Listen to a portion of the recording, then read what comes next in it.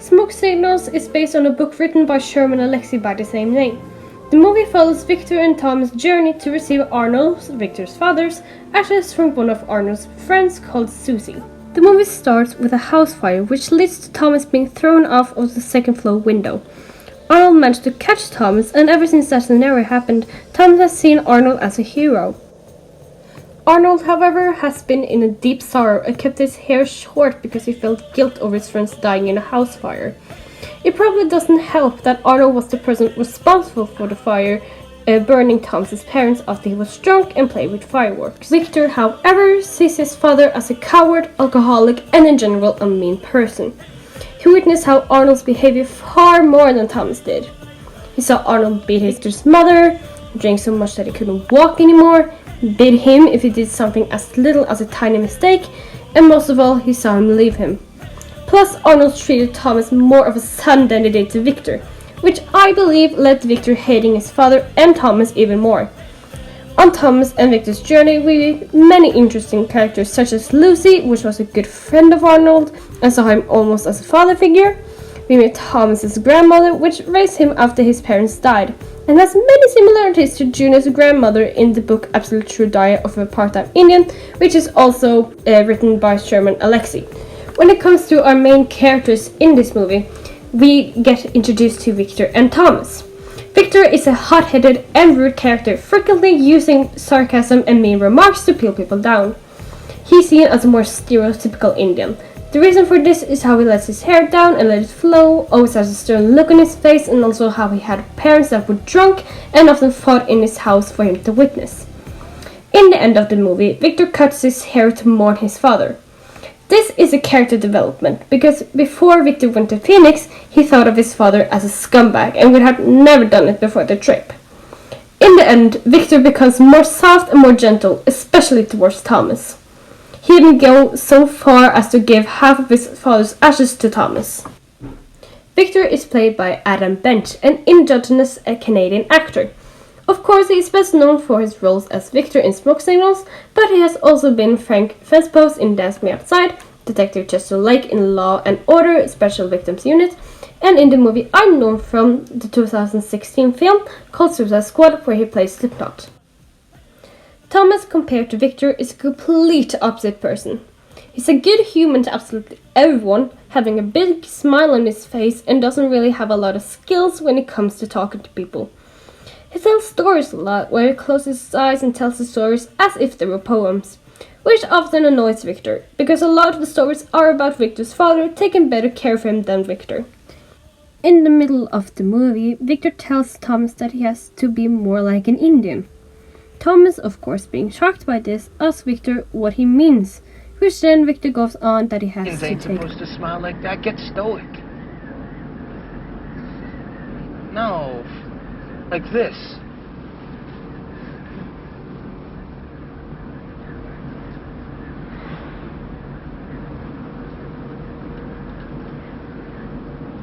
You gotta look mean or people won't respect you. White people will run all over you if you don't look mean. You gotta look like a warrior. You gotta look like you just came back from killing a buffalo. But our tribe never hunted buffalo. We were fishermen. What? You wanna look like you just came back from catching a fish? This ain't Dances with Salmon, you know. Thomas, you gotta look like a warrior. There, that's better. And second, you gotta know how to use your hair. My hair? Yeah, I mean, look at your hair. It's all braided up and stuff. You gotta free it. An Indian man ain't nothing without his hair. In the end of the movie, Thomas asks Victor why his dad left, which then Victor says he's sorry about the accident because now he knows that his father actually started the fire. Thomas says it's okay, almost as if he knew all along. The movie ends with them being good friends. Thomas, played by now a doctor called Evan Adams. Evan Tesla Adams is best known internationally for his role as Thomas and another character called Seymour Polatkin in 2002 film called The Business of Fancy Dancing. Mostly he appears on television, but he also appeared in a documentary film called Just Watch Me, Trudeau. And the Seventh Generation, where he speaks about his own experience as a young gay First Nation man growing up in Canada during the Pierre Trudeau era. Adams has also worked with First Nation health programs in Canada, including HIV/AIDS education and alcohol and drug abuse treatment. Who is Rowdy and who is Junior in the movie? In the start of the movie, Victor led up to being more like Rowdy, being more aggressive, good at basketball, fighting Thomas when he asked why his dad left, witnessing abuse at home, and overall being a pretty mean person. But he also has a lot of Junior in him, like how he takes really good care of his mother, helping her make bread because of her arthritis causing her hands to hurt. Victor tells us that he never had a drop of alcohol in his life, to an officer when he and Thomas almost get arrested because of an accident they were part of. Another similarity is that both Junior and Victor both go on an adventure to other places that is their hometown. Thomas, being absolutely opposite to Victor, is leaning more towards Junior. He's weaker than Victor, he tells us stories about scenarios in his life, experiencing traumatic and dramatic things in his life leading up to many troubles. Both are also really close with their grandmother. I personally didn't really see much of Rowdy in him. In fact, I don't think I found anything in him that could have been resembled to characteristics of Rowdy. Similarities between Smoke Signals and the Absolute True Diary of Part-Time Indian, there is many examples. The reason for this is Sherman Alexie, when he wrote Smoke Signals, you based the story on other stories that have happened to him or people that he personally knew. So, of course, there are going to be many similarities. I personally just chose a few of them. As I mentioned earlier, both of the book and the movie are based on true incidents that happened to either Sherman Alexie or somebody close to him. However, in the book The Absolute Diary of the Part-Time Indian, it actually tells the story of Sherman Alexie living on the reservation. Uses the Bible as a way to tell stories is one similarity we see in both the book and the movie. Example is when Thomas tells a story about Victor's mother on how she didn't have enough of her famous special bread to feed everyone in the reservation, which led to her dividing the bread in half so everybody could get a piece. This is a story, of course, based on the story when Jesus has to feed 5,000 people with only 5 loaves and 2 fish. This is taken from John 6 from chapter 1 to 14. An example of Sherman Alexie doing the same thing with the Absolute Diary of a Part-Time Indian is when he uses a Bible chapter to describe how they defeated Welpinit on a basketball court.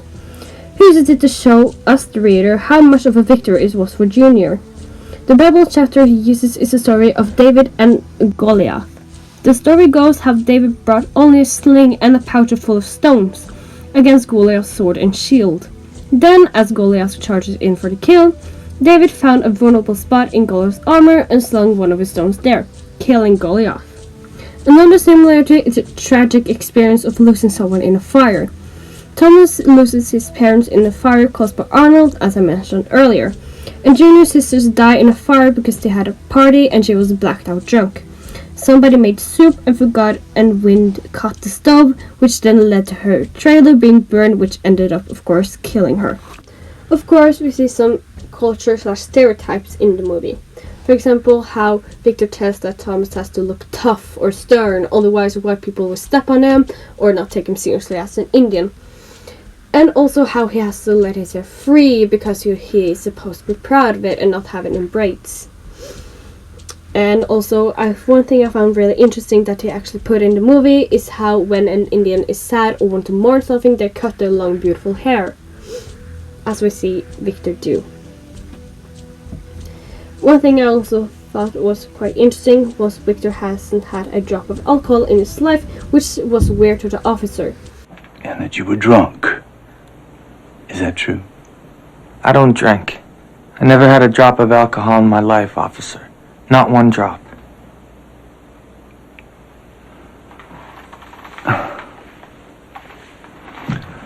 Well, just what kind of Indian are you exactly? And also how it was lots of drunks at reservations. In my opinion, the movie should get a nomination for their cover work. The reason for this is when the movie presents memories from the past, they have a way to blend it in a smart way to the present, An example is when Arnold throws a basketball and then it rolls over to the present Victor. In the movie, they don't use much of a soundtrack, but when they do, it's often about a situation or a scene that is dramatic to make it even feel more so. The music isn't music you would normally hear in a movie, but rather it's Native American music. In Native American music, there is no harmony, although there is sometimes an antiphonal singing between soloists and chorus. The rhythms and melody is generally irregular. Singing is nearly always there, combined with at least by one drum. The music is made with various types of drums and sometimes even flutes and whistles. The movie uses these elements only a few times, but as I said earlier, they only uses it to be more dramatic. An example of this can be when Victor runs miles to get help, when Thomas and Victor gets into a car crash and there's a girl there being brutally hurt, or when Victor throws his father's ashes into the river. Overall, I think it is an amazing movie. It shows the Indian culture particularly well. The music really made the movie different, and I must say it made it even better. I must even say they used the music amazingly. It showed the feelings, it showed the culture, it showed the generalizations Indians often hear. And overall, I think it is worth the nominee that it has.